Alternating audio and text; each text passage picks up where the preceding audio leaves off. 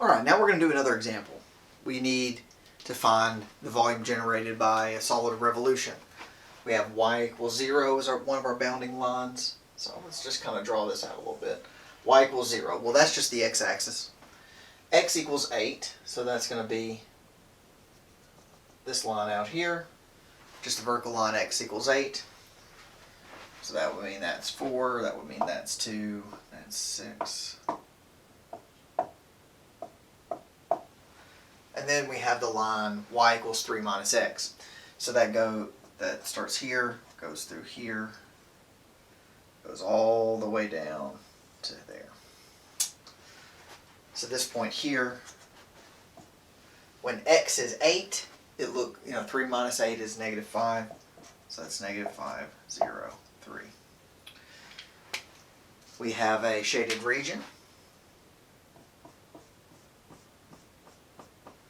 And we're going to be revolving this around the x-axis. Now, honestly, this is a great example of why you should use the disk method. There's really no reason to use the washer method here, but we're going to use the washer method here, not the washer. We're going to use the shell method here, because we want to become comfortable with doing things, even if they're somewhat complicated, to try to just practice. Think of it as exercise, right? Okay, so I've got 8 and 3, and again, that's the 0.8, negative 5. So if I'm revolving around the x-axis, that means my function has to be in terms of y for the shell method to work. So if I had y equals 3 minus x, if I rewrite that in terms of y, if I get everything but x on the other side, I can say, okay, well then x is 3 minus y, right? If I just rearrange that equation. So that tells me that's one way to write this line. Now, that doesn't tell the whole story, because what we're trying to do is we're trying to develop cylinders. We're trying to develop little shells here. And for each individual shell, we have a width and a height. So for this particular case, the height is the distance from this line to that line. So the height is the distance from this line to that line. So you could say it's the distance from 3 minus y to 8. So it is your function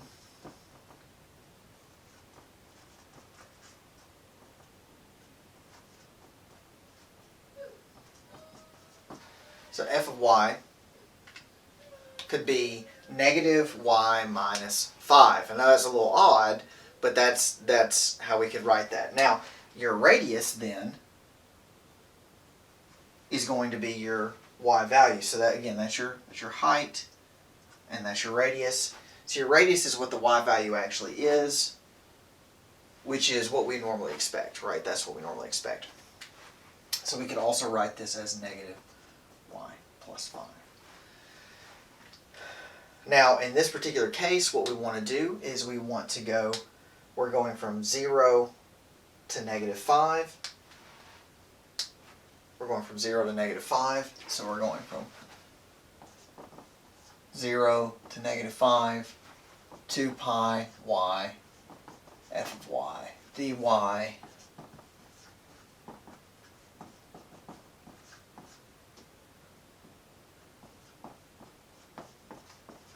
negative y minus 5 dy. Should take that back. We are going from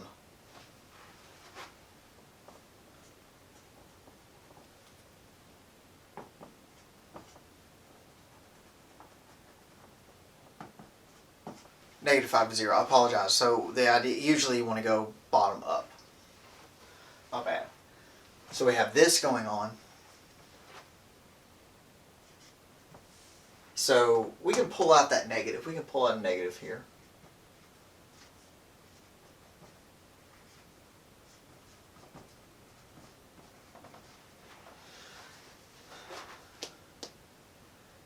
then what we can do is we can use properties of integration. We can say, okay, if the negative's in the front, I can just get rid of it by switching the definite integral bounds. I say, all right, that's from 0 to -5, 2 pi y plus 5 dy. So then I can say, all right, v is 2 pi y squared plus 10 pi y dy.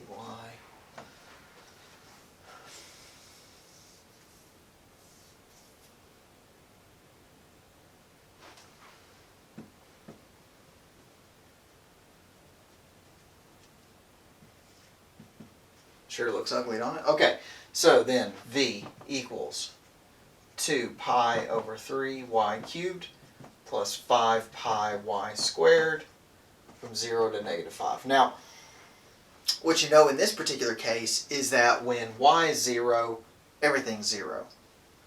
So we only need to look at the case where y is -5. So we're going to say v equals 2 pi over 3 -5 cubed plus 5 pi 5 squared.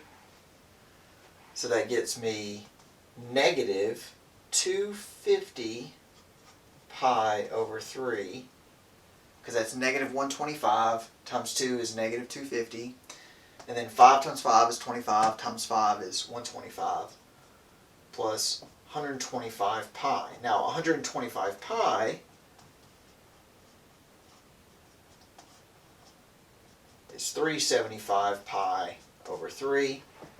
375 minus 250 is 125 pi over 3. Now, that was a lot of work for shell method, right? That's a lot of work. So I'm done with the shell method piece. I want to show you, if you want to stick around, I'm going to show you with the disk method how much easier your life could have been with the disk method. So there's a good emphasis on why it's important to pick the right method. So if I do this with the disk method, I go from 3 to 8 of pi. I've already got the function 3 minus x squared dx. I can actually do a u sub here to make my life easier.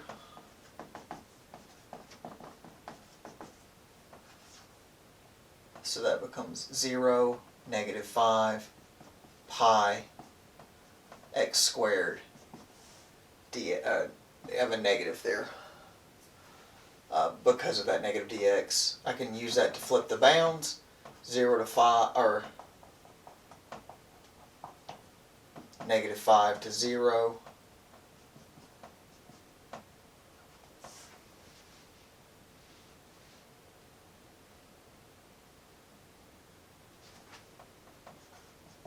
Pi x squared dx.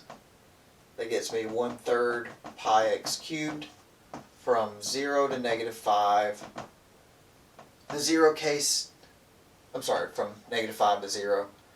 The 0 case doesn't matter because that's just going to be 0. So minus 0, 1/3 pi -5 cubed. So that's -1/3 pi, -125, 125 over 3 pi. So honestly, like way better with the disk method.